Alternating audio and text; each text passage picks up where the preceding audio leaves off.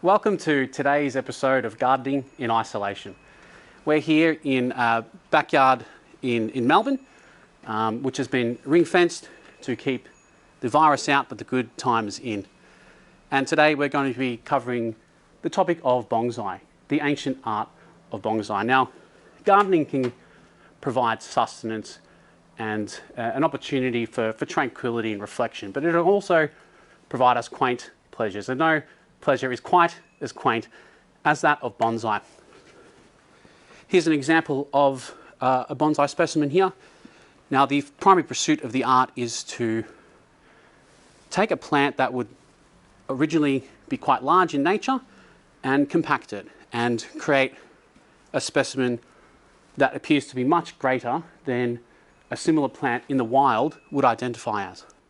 So today I'm going to show you just how easy it is to make your own bonsai at home during isolation. Now, the first thing for us to consider is the type of plant that we're going to form into a bonsai. So you've got your spruce, your maple and seaweed, but today we've got something a little bit special for you. And we're going to use the English box, Buxus sempervirens, which we have a backyard specimen here. Now, in nature, these would grow up to several hundred metric feet tall, but we're constrained for light here, and I think it's just the perfect specimen for us to try today. All plants need sunlight, water, a growing medium, and nutrients to survive, and bonsai are no different. So for the growing medium in bonsai, it's often recommended to use quite a fine, gritty, airy growing medium for the plant. But remember, our ultimate aim here is to restrict the size of this guy here. And by using no growing medium at all, we're best placed to do it. Growing a bonsai in a small pot without soil is a very difficult starting point for any plant. So we want to carefully consider the type of pot that we're going to use. Now, terracotta has traditionally been used for most bonsai, but recent studies have shown that another material provides far more superior growing conditions. Low density polyethylene, or polyethylene terephthalate, transmits maximum amount of light and retains 100% of moisture. So today it's out with the terracotta and in with the plastic. So we've got our pot and our growing medium ready. First thing now is to add a bit of water to get us started. Now, we don't need very much, just a few centimetres here. Remembering we are trying to restrict the overall size of the plant, and I think that will about do us.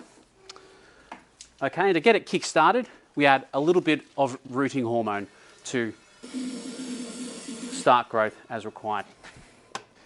Now we pot the plant, so we don't want to use all of it. We are trying to keep it small, start small, end small. Does anyone have a grinder? So we're almost at the end of our little project here in the garden state of disaster. The last thing for us to do is consider ongoing maintenance of the plant, and that basically involves just adding a little bit of water from time to time, especially during summer. So we want to be able to do this quite easily without interfering with the plant too much, and we want to do it in such a way that minimises the amount of water. Again, I cannot stress this enough, the less is more when it comes to bonsais. Let's get this done. So we want to make our incision for the watering nozzle just about here, like so.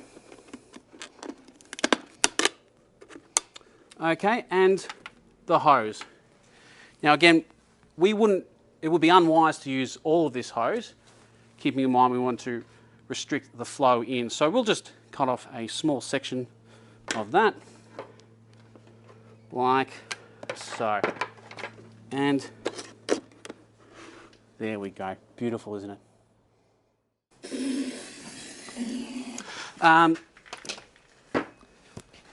So the bonsai is in a bit of a vulnerable position, as we are now during this pandemic, and we do need to protect it from airborne viral particles and aerosols. So we could consider using 3-ply cloth solution here, but I'd save yourself the money and keep the masks for yourself. Aluminium foil will do the job, filtering out micro and nanoparticles, and Obviously just here, a bit of a stopper, take that out when you need to water it. So guys, that's it for this week's episode of Gardening in Isolation. And if you're wondering, what am I going to be doing between the hours of 8 p.m. and 5 a.m. every day? Well, I hope we've offered you a solution. We'll see you guys next week.